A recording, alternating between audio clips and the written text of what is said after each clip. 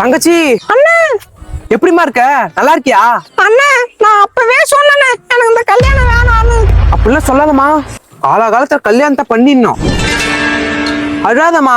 நான் எங்கடா அழுகுறேன்? கண்ணுல தூசி குத்துன. என்ன தங்கச்சி, ஏதாச்சும் விசேஷமா? அண்ணா வீட்டுக்கு வந்தா அண்ணி பசங்க யாருமே காணோண்ணா. அண்ணி நானும் கொல்லில இருந்தம்மா. பசங்க ஸ்கூலுக்கு போயிட்டாங்க. அண்ணா பெரிய பொண்ணு பெரிய மனுஷன் ஆயிட்டாங்க. எல்லாம் நல்ல விஷயம் தான் நடந்துக்குது. எங்க உன் வீட்டுக்காரர் வரலையா?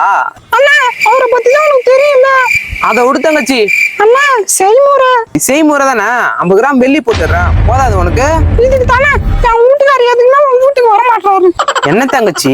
உன் கல்யாணத்துக்கு ஒரு பவுன் செஞ்சேன், என் பசங்களுக்கு பிறந்த நாள் வச்சா ஒரு பவுன் செய்யணும்னு பார்த்தா செய்யல. 2-3 வருஷம் கழிச்சு காது குத்துனா அப்பயும் செய்யணும் பார்த்தா அப்பயும் செய்யல. இப்ப என் பொண்ணுக்கு பெரிய மனுஷன் ஆயிட்டா, இப்பயும் செய்யணும்னு பார்த்தா செய்ய மாட்டேன். அந்த ஒரு பவுன் எப்பதானே செய்வ? என் கல்யாணத்துக்கு ஒரு பவுன் 20,000 வைத்தாங்க, நீ செஞ்ச. இப்போ ஒரு பவுன் 1.5 லட்சமா? என்ன எங்கம்மா போவேன்? வேணா நீ செஞ்ச 20,000 உன்கிட்ட பணமா கொடுத்துட்றேன். அதெல்லாம் எனக்கு தெரியாதுண்ணே.